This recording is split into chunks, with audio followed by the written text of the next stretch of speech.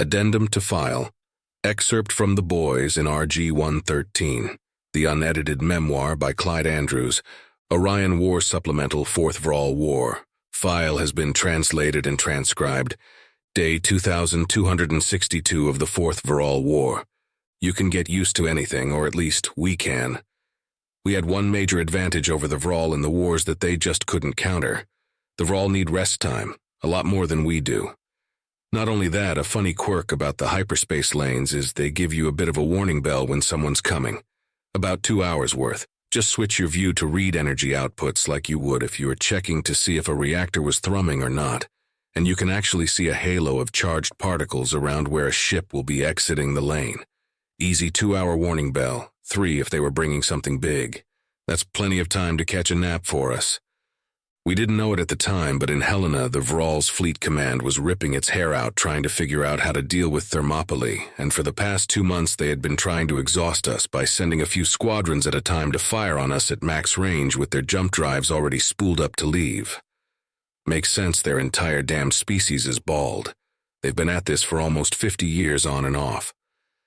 Every so often they'd bring in an actual attack and try to break the station after the pop and drop routine had gone on for a few days or so. All they really did was drill us on timing out when they'd arrive in system so we could be the first to greet them with a railgun to the face.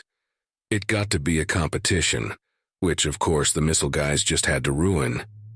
It's hard to tell which gun pod fired first when the displays went to dark mode because the guy you were shooting at just ate a sun. The Vral kept trying to exhaust us and it wasn't working. They were pissing us off, but what else is new? The first Vral War had only lasted about 2 years tops. The second war kicked off 2 years after that and lasted about 4 and ended when the Vral had a bigger fish to fry. I don't suppose they had to care. We were completely cut off from the wider galaxy and they had all the resources and time in the world. Everyone knows about the Third Vral War. In fact, that's when the gun pod my crew basically lived in was mounted on the spine of one of our cruisers that took a lucky shot that voided most of the ship into space. Then there was the Third War. 26 years of constant siege and the Vral trying new tactics and weapons. Boarding torpedoes, deployable missile pods, thermal lances, the unguided cluster bombs. They brought everything. About midway through, they started using thunks, the massive armored super bombs the size of cruisers. We're still lucky that the first time the damned thing wasn't a shaped charge or it might have blown the entire station to hell. After that, we knew what to do with them. The blockade runners were the worst and it caused the most grief. They'd load up a ship, armor it to hell, then launch it with the purpose of just driving it through and trying to get to the core systems. I'll say this about the Vral. When they decide they want to kill you, they are going to throw everything they can into it. We lost 2 colonies to that. We lost almost 2 million on Earth to that. After 26 years of them dumping ships and ammunition into us for weeks at a time, only stopping to refit, they just sent through a message buoy saying we were at peace again. It's not like we were in any position to argue at that point. Our entire economy had to be bent towards war production and very little else. Hell, our entire lives were the war. By the time I was born, the war had been going on for 6 years and no one knew if Thermopylae was going to hold or not. I felt bad for my parents. They shouldn't have felt guilty, but I guess they did. They kept telling me about how life was when they were kids, before the first war broke out. Mom cried a lot. She kept on talking about things like recitals and prom. When I was in high school, she mentioned prom a lot, asking when it was, but we just didn't have time for that. I don't envy them, and I'm not mad about it. My dad had football, I had tactical sim, my mom had prom. I spent my 17th birthday on a live fire exercise excursion. I just remember how many times one of our arms instructors said sorry to us, or when we were learning military supply when I was 9, trying to figure out requisition forms, how the woman leading our group just started crying about it. She kept on saying we were just kids.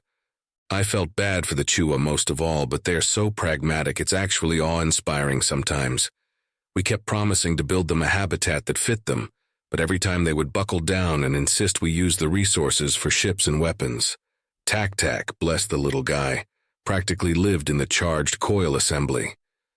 Not even Barkley complained when we would keep the crew turret at 30 degrees just so the little guy could come out and talk to us. Even then he was cold. Anywhere else he had to wear a thermal suit. His people had to live near the equator on Earth, and we had to build domes pretty much everywhere else just so they could survive. They need heat and humidity. Too cold and they go into shock, too dry and their lungs would stop working. They were already calling us the cheated generation by the time I was 3.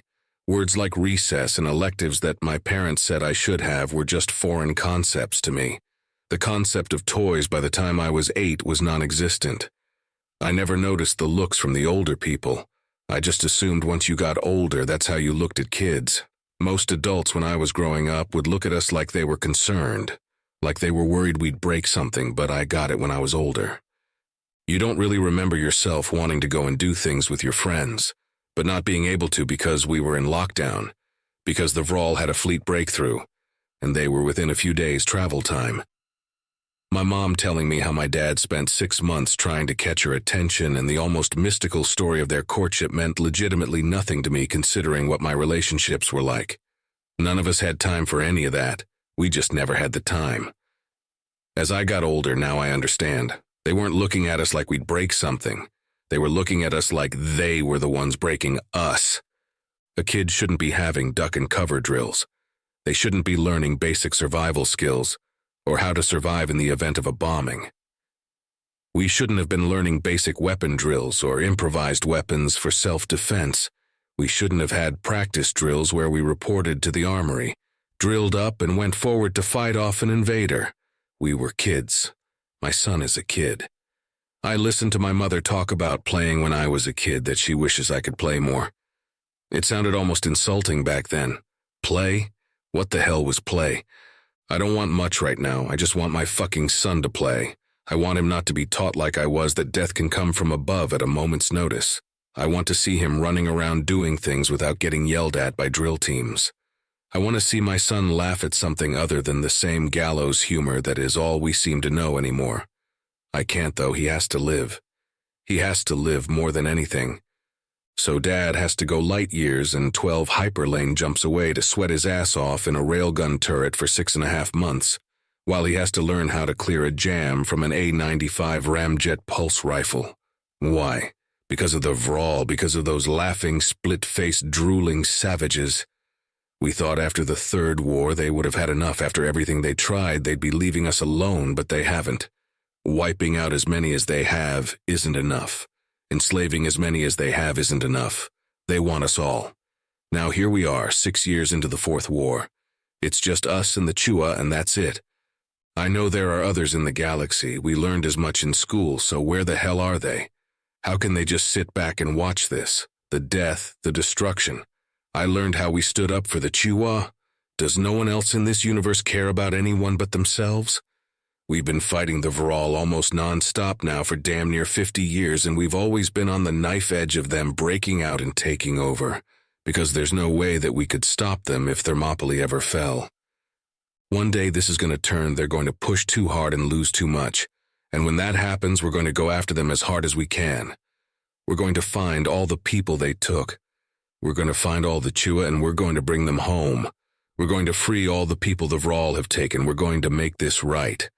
I know it's a pipe dream right now, considering how we're living day to day, but one day we're going to do it. We're going to do what everyone else should have done. We're going to do what they could have done but just didn't, because if we don't, we deserve to be wiped out. We're still here.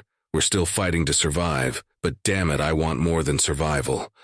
I want this to mean something. I need this to mean something. It's almost time. I just reached over and checked my sight. We've got about 10 minutes at the most before we're in the middle of it again. I'm going to put this down and get the crew up. Tac isn't back from the infirmary yet. He almost killed himself 3 days ago trying to keep up with us. The Chua have the same rest and sleep issue that the Vral do, but no one in this gun crew will ever say a bad word to him, and anyone that does is getting stomped, and that's a fact. Barkley just came back in. He was visiting Tac. He said, and I quote, "The gecko-looking bastard wanted me to smuggle him in here." Damn, I love Tac. Drake is already prepping rounds for autocycle. It's time for me to recycle the gun mounts and sight in. The 2 hours is almost up. They're coming.